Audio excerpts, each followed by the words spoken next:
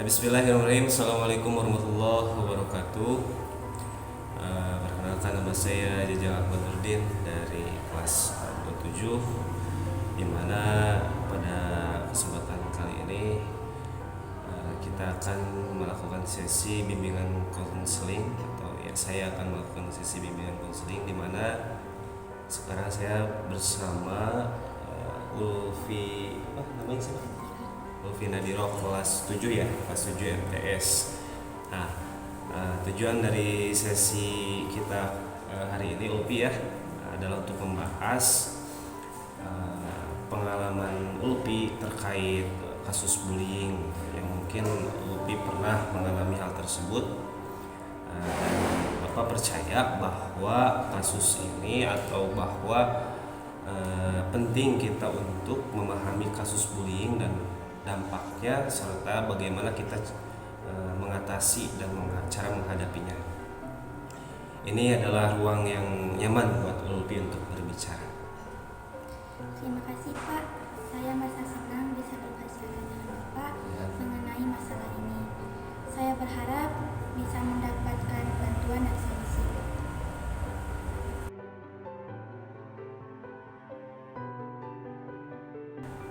Baik, Bapak ingin mendengar banyak tentang pengalaman Ulfi di sekolah. Apakah ada sesuatu yang mengganggu pikiran Ulfi atau perasaan Ulfi?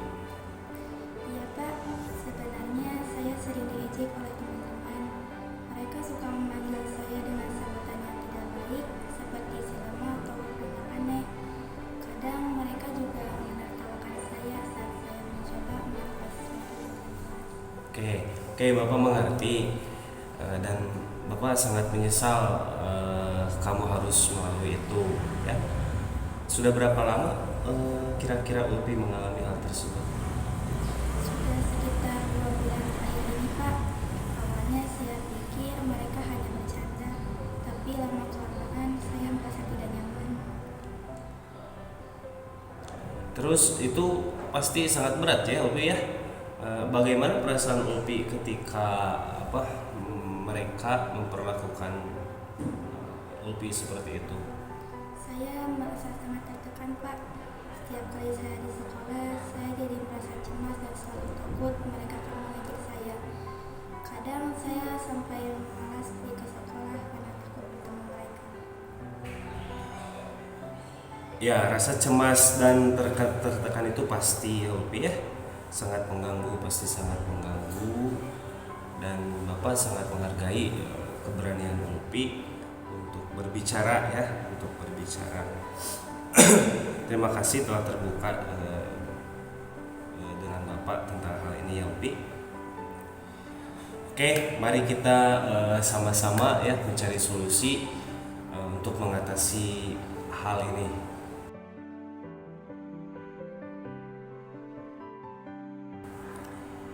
Oke Ulfi, sebelum kita lanjut, Bapak ingin kita sama-sama memahami apa itu bullying dan jenis-jenisnya. Bullying adalah perilaku yang merendahkan atau perilaku yang menyakitkan, baik secara fisik, secara verbal maupun secara sosial, dan biasanya terjadi secara berulang. Tindakan ini bisa berdampak pada kesehatan mental, terus perasaan dan kepercayaan diri seseorang. Ada 3 bentuk utama bullying yang perlu kita pahami, ya. Yang pertama adalah bullying verbal, ada seperti mengejek atau merendahkan atau menjuluki julukan yang tidak enak gitu ya.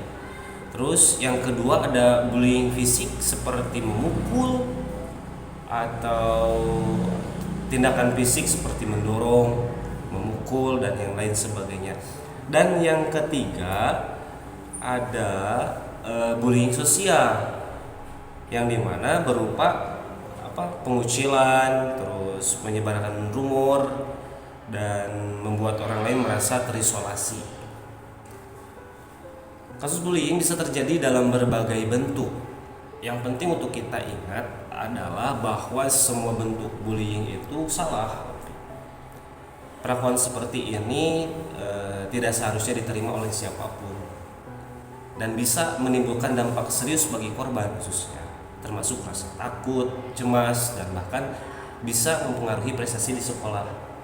Tapi Pak, saya masih merasa bingung. Saya tidak merasa melakukan apapun pada mereka. Oke, itu pertanyaan yang sangat bagus, dan kamu tidak salah memikirkan hal itu. Ada banyak alasan mengapa orang bisa menjadi pelaku bullying. Kadang mereka sendiri menghadapi masalah, atau mereka merasa cemburu, atau hanya ingin mencari perhatian. Namun tidak ada alasan yang membenarkan tindakan bullying. Dan itulah kenapa penting bagi kita untuk mengambil tindakan jika hal itu terjadi.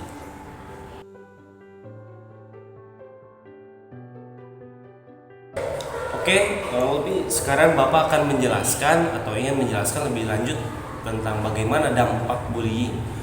Penting bagi kita untuk memahami bahwa bully itu tidak hanya berdampak pada korban saja, tetapi berdampak juga kepada pelaku. Mana kita mulai pertama dari dampak bagi korban. Bagi korban, kasus bullying ini dapat menyebabkan banyak masalah seperti masalah kesehatan mental, atau termasuk rasa cemas rasa cemas yang berlebih, stres, bahkan bisa depresi. Selain itu, korban bully sering mengalami penurunan prestasi akademik karena sulit berkonsentrasi di kelas. Korban juga merasa terisolasi. Korban lebih memilih menjauh dari lingkungan sosial karena merasa tidak aman atau tidak diterima oleh temannya. Sedangkan bagi pelaku bullying itu perilaku ini bisa menjadi kebiasaan. Bisa menjadi kebiasaan yang berbahaya di masa depan. Mereka mungkin akan terus menunjukkan perilaku agresif dalam situasi sosial lainnya. Selain itu, pelaku bullying juga bisa menghadapi masalah hukum atau hukuman dari sekolah yang dapat mempengaruhi masa depan mereka.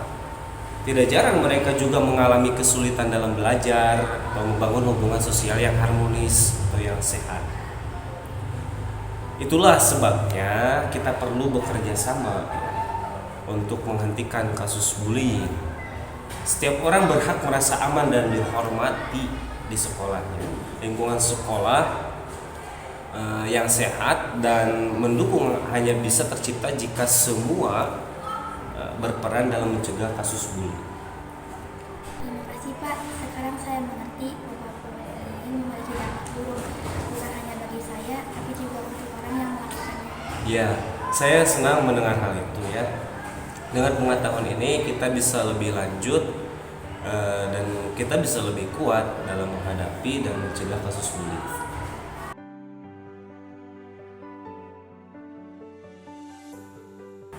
Baik Ulpi, ada beberapa strategi yang bisa kamu coba nanti dalam untuk menghadapi kasus bully. Yang pertama, jika Ulpi mengalami atau menyaksikan bully, Ulpi bisa melaporkan kejadian itu langsung segera mungkin, mau kepada guru atau mau kepada guru BK atau kepada orang dewasa yang Ulpi percaya. Nah, strategi kedua, coba berbicara dengan teman yang bisa mendengarkan, yang memberikan dukungan, memiliki teman yang peduli dan siap mendengarkan dan membantu Ulpi. Nah, untuk yang ketiga ada juga trik sederhana atau strategi sederhana di mana kamu merasa cemas yang muncul akibat bully. Kamu bisa mencoba teknik pernafasan. Contoh misal, kita tarik nafas dalam-dalam. Saat Ulpi merasa cemas, tarik nafas dalam-dalam. Coba tarik nafas beberapa kali. Mungkin ini bisa membantu Ulpi bisa menjadi lebih tenang ya, tidak cemas, bisa lebih tenang. Terima kasih Pak, ini sangat membantu. Tapi bagaimana bila hal ini Oke, pertanyaan yang sangat bagus ya. Jika kasus bully ini terjadi lagi, ingatlah untuk tetap tenang dan tidak bereaksi berlebihan. Kamu bisa mencoba menjauh dari situasi tersebut, lalu segera cari bantuan orang dewasa, baik mau guru BK atau teman kamu. Penting juga untuk tidak merasa bersalah atau malu. Bully adalah kesalahan pelaku, bukan kesalahan Ulpi ya. Dengan strategi ini, kamu tidak hanya lebih siap menghadapi situasi yang mungkin muncul, tetapi juga bisa kuat dan percaya diri.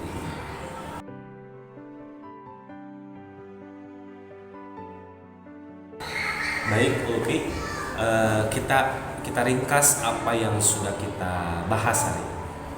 Kita telah membicarakan apa itu bullying, apa dampaknya, dan serta strategi yang bisa Ulpi gunakan untuk menghadapi masalah tersebut. Ingatlah, Ulpi tidak sendiri ya. Ada banyak orang yang peduli dan siap membantu. Misalkan atau termasuk guru, teman-teman Ulpi, dan mungkin orang tua Ulpi. Jika Ulpi merasa tertekan atau butuh dukungan, jangan sungkan, jangan ragu untuk berbicara dengan orang dewasa atau orang yang Ulpi percaya. Terima kasih Pak, saya menjadi lebih percaya diri lagi sekarang. Sekarang saya tahu apa yang harus saya lakukan. Ya, saya senang mendengar hal ini. Ulpi jangan ragu untuk kembali jika ada hal yang mau Ulpi bicarakan atau Ulpi sharing dengan Bapak ya. Dan satu lagi, cobalah untuk membagikan informasi ini ya kepada teman-teman di sekolah. Dengan saling mendukung, kita bisa membuat lingkungan sekolah lebih kondusif, lebih nyaman untuk semua orang. Terima kasih telah datang Ulpi ya, telah berbagi sharing dengan Bapak, dan terima kasih juga atas waktunya. Semoga pembahasan apa yang kita bahas hari ini bermanfaat untuk di masa depan. Akhir kata ditutup oleh Assalamualaikum warahmatullahi wabarakatuh.